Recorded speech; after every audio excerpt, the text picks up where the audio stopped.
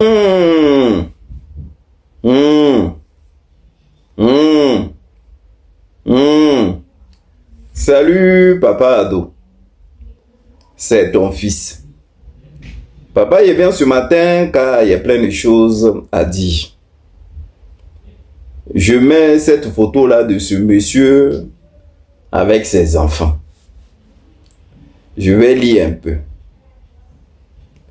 Malgré le déguerpissement qui a vu leur maison totalement démolie, ce père de famille et ses enfants, ce père de famille est fier de ses enfants.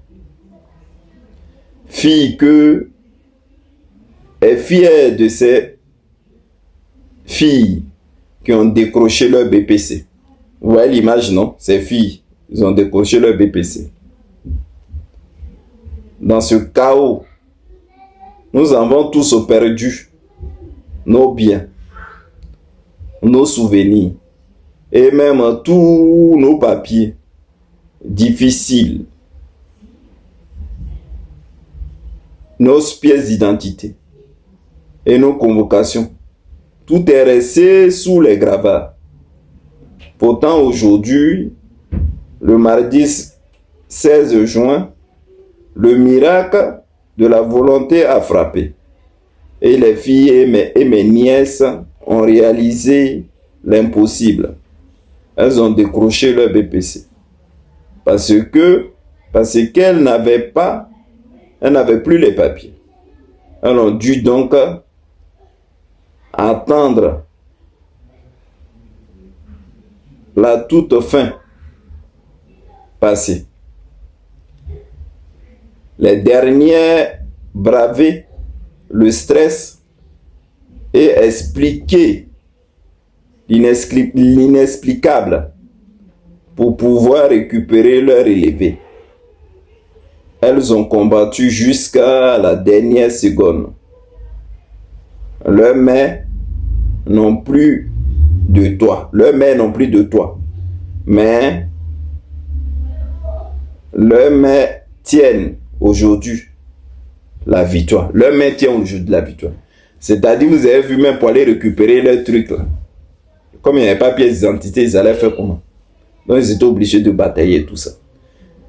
L'Ivoirien, quand il dit souvent qu'il y a Dieu dans votre histoire, il y a Dieu dans votre histoire. C'est-à-dire aujourd'hui, là, vous allez prendre conscience des gens même qu'on vous a averti que vous êtes allé voter. Un père de famille assis dans les gravats. Peut-être ils vont continuer à dormir là. Hein? Mais ses nièces et ses filles ont eu le BPC. En tout cas, Dieu vous bénisse.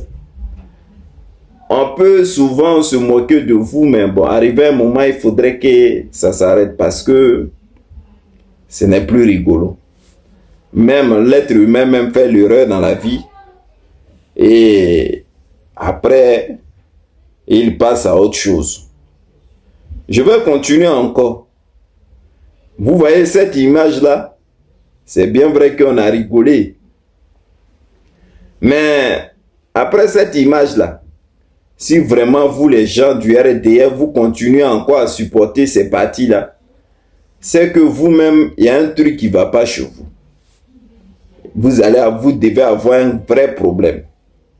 Vous voyez ces braves dames, nos soeurs, hein, nos frères qui ont les tôles sur les têtes, qui sont en train de réfléchir. Nos mamans qui sont assis dans les cimetières avec leurs enfants. Voilà ce que le pouvoir là vous est promis. Aujourd'hui, la réalité est en face. Je suis en train de revenir pour vous dire quoi? Conseil que moi je peux vous donner. Vous n'êtes pas forcé de suivre un parti politique. Mais regardez la réalité en face de toutes vos vies qui ont été détruites. La misère dans laquelle on vous a mis. C'est-à-dire avant ce que vous avez commencé à combattre. Quand je mets cette photo-là, vous-même regardez à l'époque. Vous voyez, non? On ne veut pas Gbagbo. Voilà l'image qu'elle a. Gbagbo doit partir. On veut pas de toi, Gbagbo.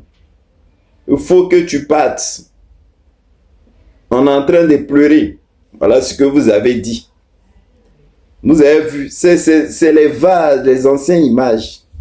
Où on vous voit traiter vieux à nu là de tout et quoi. Voilà aujourd'hui. Le vrai problème qu'il y a là de notre peuple qui souffre. Hein? Tout ça là, ça doit ponter, donner conseil. Et souvent, quand je suis assis, je mets cette image là aussi. Où les gens encore, malgré toute la vérité qui est sortie, où d'autres sont en train de remercier, demander pardon au vieux à nuit pour le mal qu'on lui a fait, pour l'insulte, pour toutes ces paroles méchantes à son égard. Et à d'autres encore qui n'ont pas encore compris que la vie là, elle ne s'arrêtait pas là et qu'elle continuait, mais qui encore, ils pensent qu'ils n'ont pas encore subi leur karma. Regardez, voilà un qui a écrit, en parlant de vieux à nuit là, Gbagbo ou la poisse, aucune infrastructure sérieuse, aucune université, aucun stade, aucun trophée, la poisse 100%. Voilà quelqu'un qui écrit comme ça du vieux à nuit là. Maintenant, qu'est-ce que dégaine ou quoi là est là? Tu as mis ça là pour faire ta publicité, ouais? Ou est-ce que tu as mis ça là pour t'adresser au prophète? Hein? Vieux à nuit là, moi il l'a appelé prophète. C'est un prophète vieux à nuit là. Parce que avec tout ce qu'il a fait dans le pays là, et puis tout ce qu'il a dit là, ça s'est réalisé. Il a dit mon papa ado c'était un menteur. Je te réponds, hein? Quoi est là? Je te réponds. Et puis de quelle poisse même tu parles? Quelle poisse tu parles? Et vous l'avez arrêté dans sa démarche. Aujourd'hui là, vous êtes là, vous vous tapez la poitrine. C'est grâce à lui que vous prenez crédit. Parce que la dette là, si c'était pas à cause de lui de diminuer la dette, hein, si vous l'avez laissé gouverner là, aujourd'hui là, on était à l'aise. Hein? Aujourd'hui, c'est lui. Toi, tu n'as pas encore compris. Voilà mon papa ado qui vous a promis la lune. Hein? Il y a encore les vidéos, il faut aller voir où il a dit non qu'il allait s'occuper de nous les Ivoiriens. Un Ivoirien, toi. Regarde nos frères. C'est vrai, nous on s'est moqué d'eux, mais arrivé un moment, il ne faut pas. Nous les Ivoiriens, c'est comme ça. On ne peut plus. Parce qu'ils sont dans le malheur. Malgré que vous ont fait mal au vieux à nuit là. Mais lui, il n'a pas donné. Lui, il a même envoyé, les gens envoyé les sacs derrière lui pour qu'il puisse se défendre. Alors que si c'était quelqu'un qui a qu'un noir, il pouvait rester chez lui là-bas. Et puis ne plus parler, les regarder et puis rigoler matin, midi et soir. C'est de lui que toi tu parles qu'il a fait ça. Maintenant, ici, là, on était en train de parler. Moi, je préfère voir ça de vieux à nuit là qu'aujourd'hui, c'est que mon papa ado est en train de faire à la population.